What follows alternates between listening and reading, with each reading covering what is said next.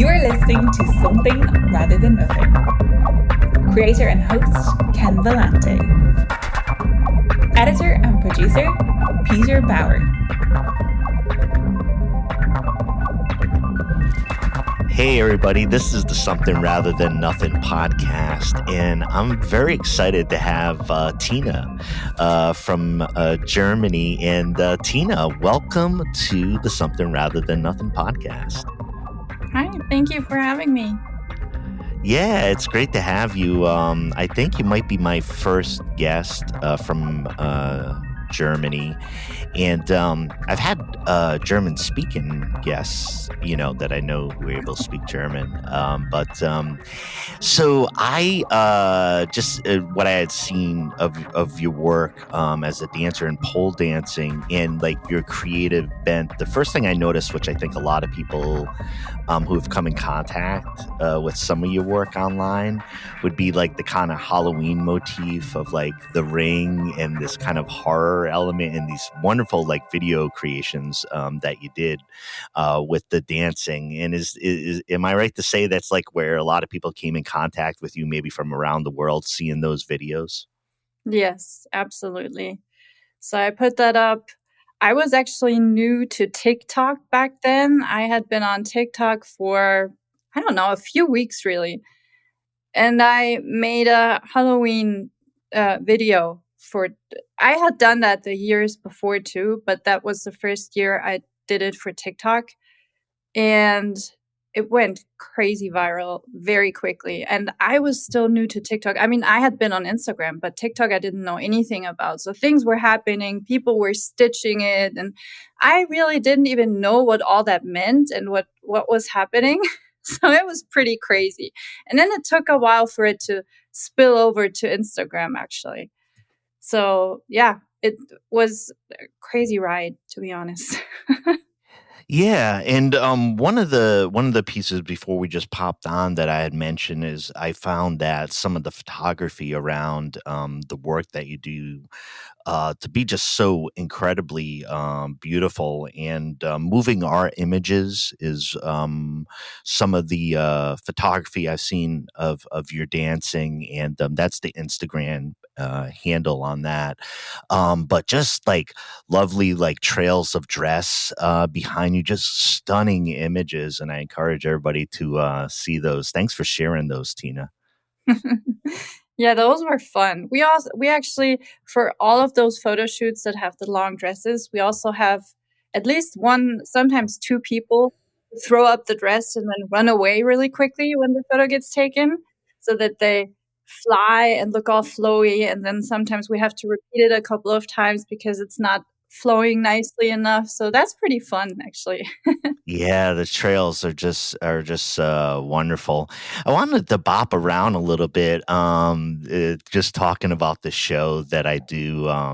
Is art and philosophy show, and I love folks who create. And one of the big questions I ask, and I'd like to know is. When did you see yourself as an artist, as a creator, whatever word you want to use, but like as an artist? Was there like a moment, or were you always of that bent and saw yourself as an artist? No, not at all, really. So I think growing up, um, my parents were always almost looking down. Now I don't want to say so. Art always had a little bit of a negative connotation for my parents because they were like, "Oh, you can't make money with that a lot of times, and it's just a waste of time." So I didn't really connect to that idea of myself being an artist, right? I was always I always loved creating things. I always loved music. I play a few instruments. I always loved to dance and all that stuff, but I would have never thought of myself as an artist, probably because of that. And so then I posted that video, and to me it was just, it's my hobby, and I made a fun video because I had fun doing it and I wanted to do something for Halloween, and that was it. And then so many people started commenting and they were saying, "Oh, that's art. It's like art. It's so artistic," and all that stuff. And I was like, huh, I guess they're Yeah. right. It is art. Yeah, lean into it, right? Like lean into it. That's really wonderful. Um, I know I listened to you on another podcast, and I know you spent some time in the United States, and just like to ask, a lot of times I'm really interested in kind of like a different perspective, like kind of outsider perspective. Like when I've lived in different areas of the United States, I felt a lot of times I looked at things differently than folks were there. Did you have any impressions of art or like the feel about art or something that was different in the US from your experience in Germany? Just if you came in contact with it when you came to the US? Hmm. I actually have to think about that. So the one thing I did there several times that I didn't do here ever, still not, is I went to comedy shows there a lot, like stand-up comedy. I went to see Yeah. Kevin James and then Tosh long time ago. Sure. And then, No, sure. and then Yeah. a few other stand-up comedy shows. And I feel like that's a lot bigger there for some reason. I mean, we do have comedy, we have stand-up comedy, and we watch it on TV, but it's not, I almost want to say it's not as big a thing here to go to a comedy show as it is there. That's the first thing Yeah. that came to mind right now. That's probably the biggest difference I noticed. I love that you say that because I love comedy and I've heard that before. Maybe I've had that impression like and one of the cool things of like one I view like stand-up comics as like tightrope artists. Like being up in front of everybody and like you don't control the dynamic of the crowd and they might not like your jokes and they might really hate your jokes and like even the best of them and bombing and things like that. So I have such a high regard for it. And another piece is, I studied philosophy and I had a lot of or at least a couple influential philosophers really believe that like a lot of stand-up comics were like kind of the philosophers of our time, like, and it was like kind of like that stage to philosophy. Not everybody, of course, but like, and I think there's really something to that. And so I like that you brought up the stand-up comedy. I do enjoy it, and I have heard there's a lot more here. Um, what about we were talking about art, and it was great to hear your experience of like, hey, yeah, lean into like, people are like, yeah, this is art, and this is beautiful. What is art? What do you think art is? What's your opinion? I really think it can be so many things. Like you can't actually narrow it down. In the end, I think it depends on how you yourself define it. Like the artist, any artist or any person can decide that I'm doing this thing and it's art. Or a person that sees something can decide, okay, that's art to me, right? I don't think there's like hard rules that define, okay, this is art and this isn't, even though the person that created it might say it's art. Because, sometimes you have these sculptures and stuff where people are like, okay, I'm an artist, I put that there and it's art. And then other people go up to it and they're like, no, that's trash, that's not art. But it's always just your own definition, I think. So Yeah. it's different for everyone else. Yeah, yeah. And about and about art itself, in particular, its role. Do you think that at least speaking myself and like at least the United States, but like even kind of worldwide sense of like a political strife and like rapid political changes and climate change and all these pressing issues that a lot of people feel. Um, do you think the role of art has changed recently because of that? Or do you think like the role of art and like what art does for us humans is doing I maybe the same thing? I actually think that art has always done that because, I'm a teacher. I'm an English and German teacher, Ah. So I studied a lot of literature, English and German, classical and all Oh. that stuff. So Yeah. art has always talked about important issues that were going on in politics and in the world and in religion at one point, right? And so I think it's just it doesn't have to do that, but a lot of times it does, because it's a way of making people aware of things in a way that they listen to. If a lot of times they don't they just won't listen to politicians, but they might listen to an artist that tells them in a way that's maybe funny or entertaining or alarming even. um, Yeah. so it's always been something that talks about issues that are going on and at the same time entertains people or even scares them. Yeah. Yeah. Oh, thank you for your thoughts on that. I've asked that like over time too. I mean, like, with the pandemic, right? Like I remember when the pandemic first started, I was like, why the heck am I talking about like what is art? Like like people are dying. Like I felt that. Like everybody felt like but I found that for me, like the meaning and like what art is doing, like I felt like it's so important, right? In a lot of conversations I was having with folks are being like, it wasn't for those stand-up comedians, I'd have lost my mind. If it wasn't for, like being able to binge this show or like watch something or see something in art that I haven't had a chance, not to romanticize it, but just to be like, people are like, holy shit, like art's saving my life like right now, Yeah. I I think felt that's it.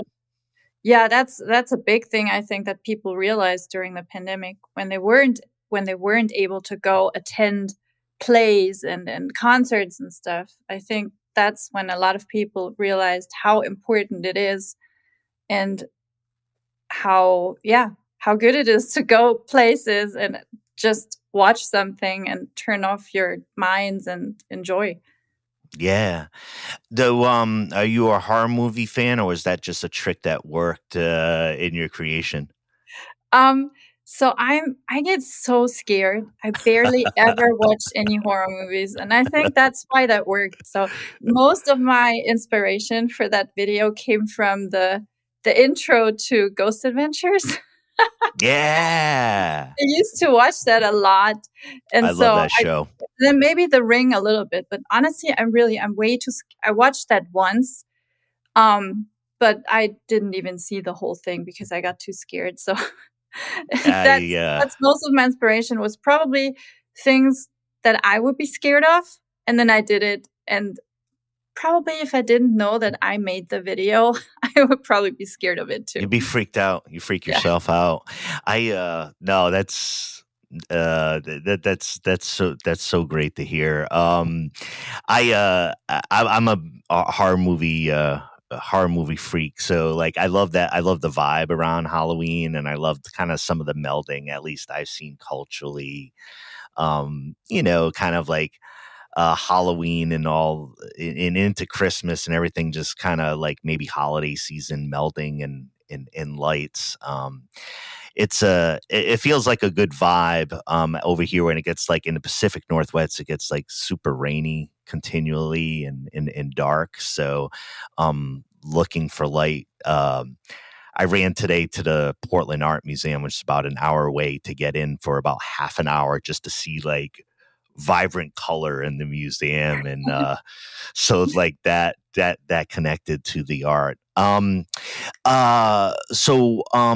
dancing, not everybody goes into pole dancing. Like what does it for your like need for expression, like what does it, you said it was a hobby, like what does it do for you as a creator? It just it's a great thing that gives you a lot of confidence because you practice a lot and the tricks are very hard. and they look pretty cool.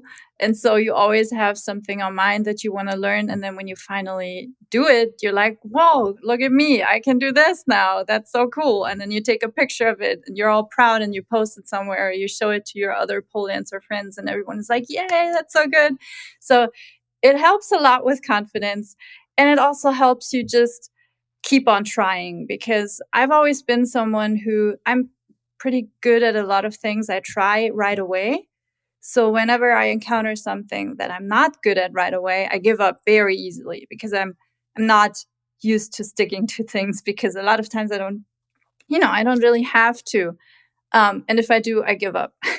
So with pole dance, though, it's so much fun, and there's always something new that you learn every class. Really, to me, there's always, even if it's just one little new achievement, even if the entire class doesn't go well, there's usually one thing that you did good that you couldn't do before. And that keeps you hooked.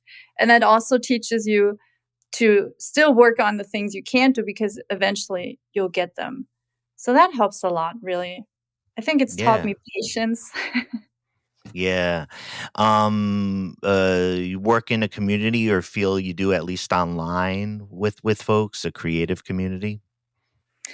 I'm connected with a lot of pole dancers, but my role isn't as big there to be able to say I'm working with them. There's other creators that are way more known in the pole dance community that kind of lead the community. Not in a negative way, but that people look up to, and sometimes they do, like, I don't know, they do topics that everybody talks about and stuff. So I'm not that advanced in a way, but I'm No, part no. of it. Yeah. Um, and one of the things I wanted to ask you, when I was asking you about, like, how you see yourself, as an artist, and some of the things, like, maybe with your parents, as far as how art's reviewed. I find that so many times when I talk to artists, of like how important uh like those influences are. And whether it's a teacher and what they said, and both positive and negative in the affirmations, or how art is viewed, or whether folks come from artists. Hey, Tina, I'm gonna have to interrupt the podcast, because everybody, you won't see this on video, but I do have to introduce Tina to Ripley, the most lovely cat in the world. Ripley has made her first entrance onto the podcast. Hi, Ripley. Ripley is a Christmas cat, born December Aw. 25th. So her birthday is coming up, and she has a baby twin sister who's also in the house, who's named Aw, who's that's so named cute. Amidala. And um these cats, I got to be honest with you, are the most adorable things I've encountered in my human life. And I've never had sibling cats. Oh, So I like seeing them, like, almost in synchronous movement and play with each other, is like such a aw. cool experience. I've had, like, single cats, or um but anyways, big interruption from from the cat. I absolutely had to introduce you. So, Tina, when you were talking about when I was asking about, like, seeing yourself as a creator, and seeing yourself as an artist, and you had mentioned, a lot of times I have these conversations. People bring up, like, teachers, or parents, and just kind of, I find, like, the huge influence early on, both positive and negative, at how people look at art.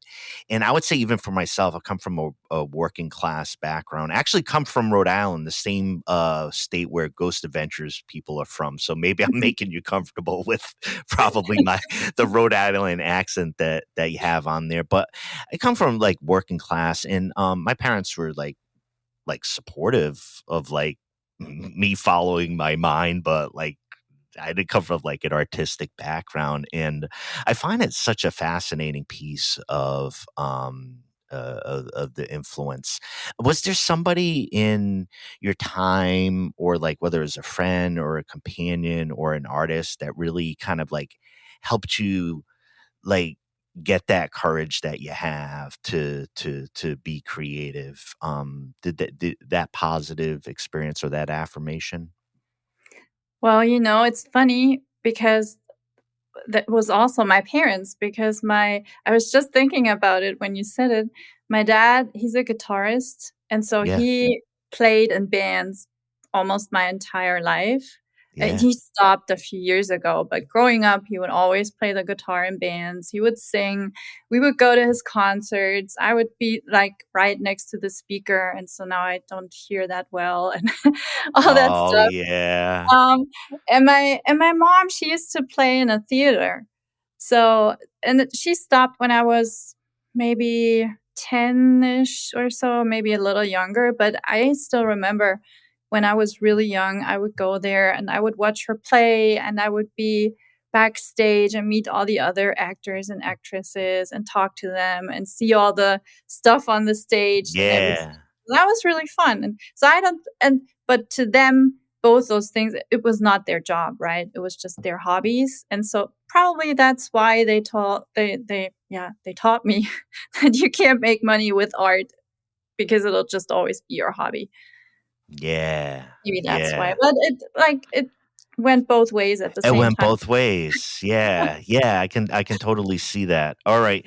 So there's the title of the show, and the big question of the show, and it's either absurdist or the most profound question, like that I ask, and it's the name of the show. But I wanted to ask you, why is there something rather than nothing?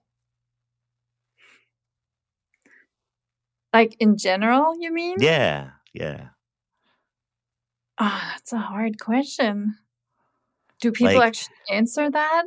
people try to another way I ask Don't as far worry. as like with creators, one of the things that creators sometimes enjoy or move into is that there's this idea of whether you're creating something from nothing as a creator, or everything's already there to begin with. It's all about creation. So it's like the power of the creator. That's the idea behind it. I think a lot of times, or specific people like the creator types or artistic people, they have to create something, otherwise they just feel bad. You get depressed, you don't feel like yourself, you can't cope with life as well as you would if you create. Like, it's an outlet for Yeah, all kinds of emotions, yeah, stress, everything. yeah, So that's probably what drives people to create, and that's why there's more now, or why there were more creators, and even normal people were starting to become creators in a way on yeah, TikTok. And not normal people, but people who would not normally maybe think of themselves as creators during COVID, because people didn't have anything to do. People were going crazy, literally, left and yeah. right, because they were Sure. just stuck at home, Yeah, and they just had to do something. And that's the one thing that everyone can do in their own way. Like, I think everyone can create something. It doesn't necessarily have to be good in the end, and it might not be, but yeah. you can do something. I really like that. No, I appreciate your thoughts. All right, Tina. So, where does everybody find you? Like, is it like what are your handles like on Instagram and TikTok, or like where do people go to find what you create? So I'm mostly on Instagram. I have a TikTok account, as I mentioned, but I'm also too old for that a little Oh, bit. come on. So I'm not as active on there. Um, but it's the same handle. It's poler.t.ina. Yeah, I love that. Polarina, right? Yeah. Tina, thank you so much for visiting the show and coming on to Something Rather Than Nothing. And it's been a real thrill to be able to chat with you about art and creativity. And I really appreciate the time and you hanging out on the podcast with me. Well, thank you. It was so much fun. It was totally worth it getting up early for. Hey, that's an endorsement. Thanks so much, Tina. Thank you. All right.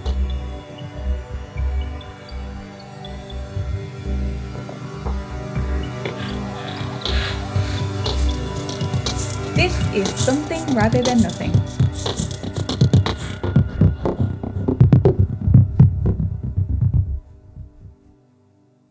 And listeners, to stay connected with us and our guests, visit somethingratherthannothing.com. Join our mailing list for exclusive updates and access to guest-created art. If you enjoyed this episode or any episode, please like, subscribe, and leave a review on your podcast platform. People really read that shit. Your support helps us reach more listeners and spread our community across the planet. This is a global show, and we like to give a shout out to our many listeners across the world, including many listeners in Canada, Spain, Germany, UK, Argentina, Brazil, India, Thailand, and so many more places. Be sure to follow us on Instagram at Something Rather Than Nothing Podcast for behind the scenes content. And the best way to help the show is to tell your friends about us. If you love it, they'll love it too. Tell your friends who love it. We love you. This is Something Rather Than Nothing Podcast.